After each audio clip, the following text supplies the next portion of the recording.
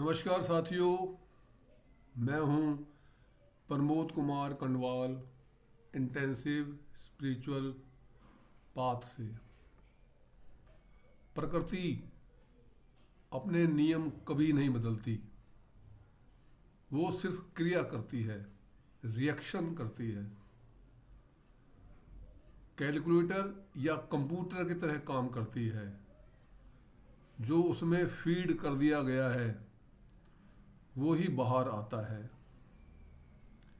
यदि हम दो दूनी चार करेंगे तो चार ही आएगा। दो दूनी पाँच कभी नहीं आ सकता।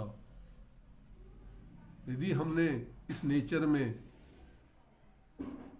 नीम का बीज बोया है तो उसमें आम कभी पैदा नहीं होगा। ये नेचर एक किस्म से शीशे की तरह है। इसके सामने जो आएगा उसको वैसा ही दिखेगा।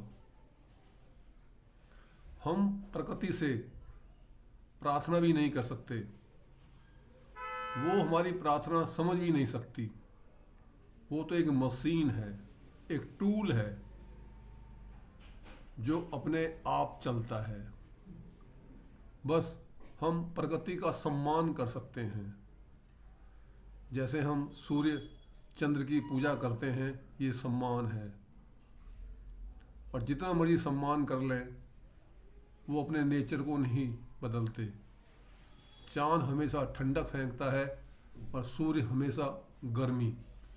उसके नेचर में आज तक ना कभी कोई बदलाव आया है और ना कभी आएगा। हमारी प्रार्थना से सूर्य चंद्र अपनी गति और अपने कार्य को नहीं रोकेंगे। जितनी चाबी भरी राम ने उतना चले खिलौना। जैसी उसमें चाबी दी गई है उसी प्रकार से वो उतने समय तक ही चलेगा। और जैसी चाबी भरी हुई है, जैसे सूर्य में गर्मी की चाबी है, चंद्रमा में ठंडक की चाबी है, तो उसी प्रकार से रिफ्लेक्ट करेंगे।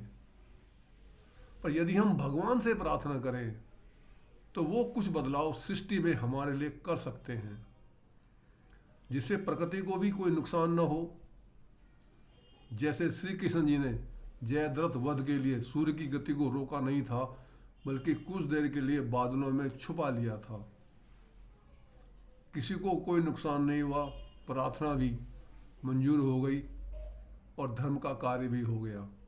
लेकिन किया वो प्रभु ने या अवतरित पुरुष ने। जब दो देश के सैनिक आपस में लड़कर मर जाते हैं, वो जानते भी नहीं कि किसने उनको मारा है। आपस में सैनिकों का परिचय भी नहीं है, मगर वो अपने देश के लिए अपना जीवन कुर्बान कर देते हैं। तो प्रभु इस पॉइंट को बहुत सीरियसली नोट करते हैं और उन्हें मोक्ष दे देते हैं, या मानव रूप में फिर जन्म देकर उनसे उच्च स्तरीय भक्ति करवाते हैं, क्योंकि उनका फंडा एकदम क्लियर रहता है। वो आर पार करना जानते हैं, तभी वो युद्ध के लिए तैयार भी हुए। उन्होंने सिर्फ हुक्म का पालन किया। सबसे महत्वपूर्ण यह है कि हमारा मन किसी एक विषय पे यदि टिक जाए तो प्रभु को फिर हमें मोल्ड करने में बहुत आसानी हो जाती है। सारा खेल मन का ही है। पृथ्वी और सूर्य, बल्कि हर ग्रह, जो अनंत ग्रह इस अंतरिक्ष में हैं, जो घूम रहे हैं, तो हम ये कैसे कह सकते हैं कि ये पूरब है, ये पश्चिम है, ये उत्तर है, ये दक्षिण है। हम तो घूम रहे हैं, वो भी द्रुत गति से। हम घूम रहे हैं 1 सेकंड में 38 किलोमीटर प्रति सेकंड से। सूर्य घूम रहा है 200-250 किलोमीटर प्रति सेकंड से। तो ये कैसे बिलीव किया जा सकता है कि इस टाइम हम कहाँ हैं, ईस्ट में है या वेस्ट में? हमें तो ये भी नहीं पता कि हम इसमें हैं कहाँ पे घूम रहे हैं। क्या अष्टकमल फूल में कोई ये कह सकता है कि पहली पंखुड़ी है और ये चौथी है और ये आठवीं है? संसार पूरी तरह से माया है। ये होता कुछ है और दिखता कुछ है। तो जब इसकी प्रवृत्ति ही झूठ है तो हमें ये क्या तो ज्ञान दे सकता है, और पर क्या हमारा ये भला कर सकता है?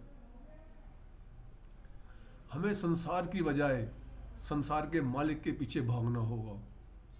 नेचर के पीछे भागने से हमें कुछ हासिल होने वाला नहीं है। हमें प्रभु की प्राप्ति के लिए सबसे पहले अपना कंसेप्ट को क्लियर करना होगा, तभी हम प्रभु के दरवाजे तक पहुंच सकते हैं।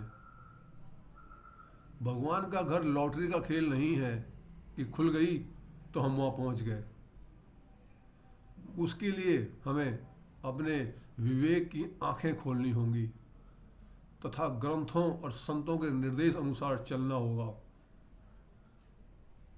अभ्यास करना होगा, कर्म करना होगा, तभी कल्याण संभव है।